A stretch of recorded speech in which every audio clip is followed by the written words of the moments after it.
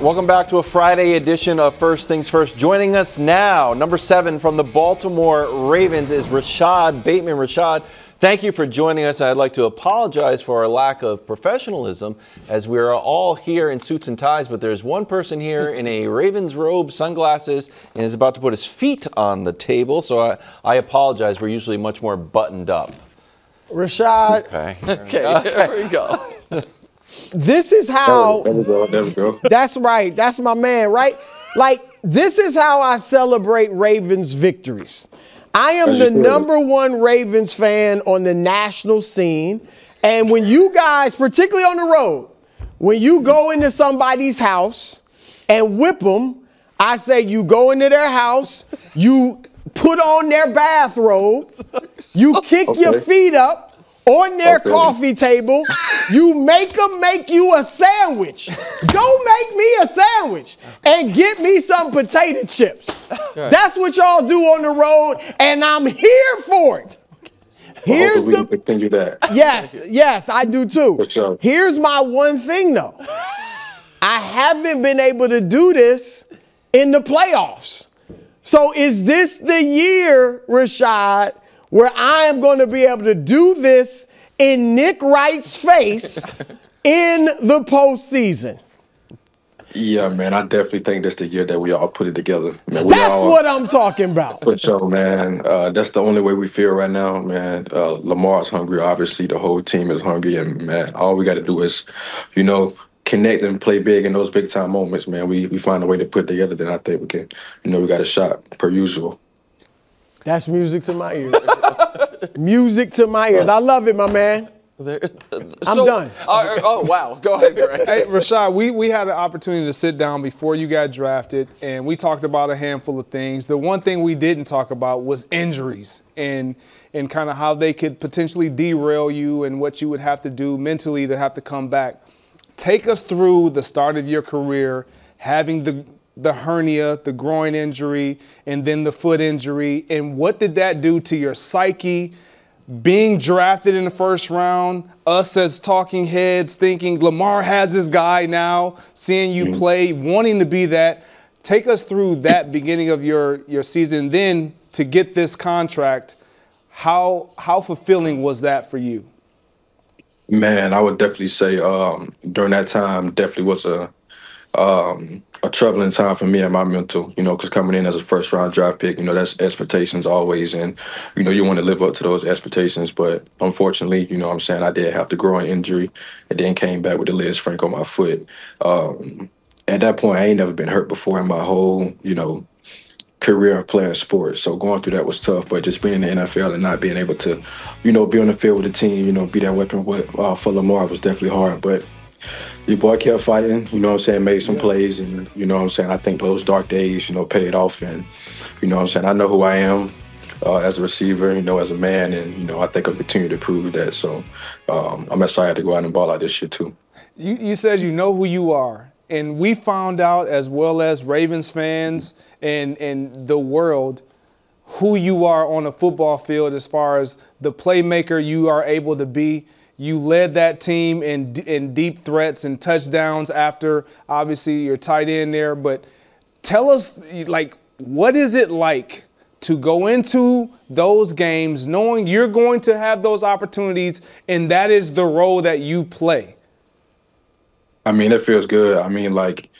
Because last year, respectfully, it was like the first time I ever been, involved in offense that much. I didn't get targeted like that my rookie year or obviously the year after that. So, being able to be, involved in offense paid, wonders for me. It built trust with the, Lamar, the organization and the team. And, being able to be on the field with Lamar and practice with him, that paid off for me a lot. So, we've been on the field together this year. We still stacking days together. My last question. You're in the huddle. As receivers, we see a lot of different coverages. But you're in the huddle and you got not only Derrick Henry, who's going to force defenses to load up the box. And so you're going to probably see a lot of single high. But you got Lamar in the huddle with you too. Do you, as a receiver, do you feel like it doesn't matter what you guys do, I'm going to have one-on-one. All I got to do is beat my guy, and we striking up the band, Brou can put on the robe and put his feet up? I mean, yeah, respectfully. I mean, Lamar can do a lot of things, but obviously, he does his job as a passer well as well. I think he proves that. We'll continue to prove that. But I mean, honestly, man, we got so many weapons on the field. It don't matter, who got the ball in their hands. Somebody gonna be willing to make a play. Derrick, Lamar, Zay, myself, Isaiah likely when he come back. I mean, we got all the weapons and, what we need. We got to put it together now.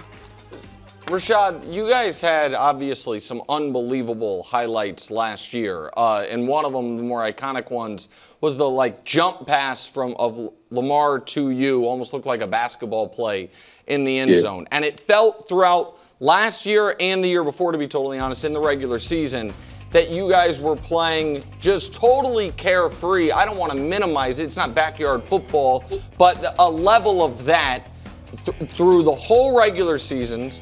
And then from afar, it looks like there is a tightening or almost an anxiety amongst the team in some of these postseasons. Is that a fair reading of it? And is there a way to get the regular season almost mojo into the postseason? I mean, at the end of the day, it's football. You got to show up and play every day. I wouldn't say we perform better. We don't win playoff games, we don't prove that we can win, but it's all about, sustaining that and showing up on that day. Everybody coming to play their best ball, man. So I feel like us, just got to come in, all ears, chop back, do everything that we can to possibly win the game. But I just think we got to continue that energy into the postseason for sure. All right, I want to ask a question about your coach, because obviously he's Super Bowl champion, great coach, one of the longest tenured coaches. Also, he has a very famous brother who's also a coach. His brother Jim is kind of known to just be crazy. He's hiding in the background at training camp. He's talking about remembering being born. John seems very straight-laced and normal, for lack of a better term. Is he pretending to be normal and you've actually seen the crazy, or did the brother get all the crazy? Nah, I think Coach Hart is pretty normal, man. He's just like a dad around the facility, man. He's just chilling, going by his, going by his business, calm guy, Don't yell much unless you really make him mad. So, nah, he a good dude. Definitely the opposite of his brother for sure. From what I've seen, yeah. Obviously, a long season, and you guys hope to be playing well into February. At the same time, week 1 against the Bills. How do you balance, hey, it's just 1 week, it's a long season, and it's the Bills, we want this game? We professional athletes, man. We just got to treat it one game at a time. We got a long season.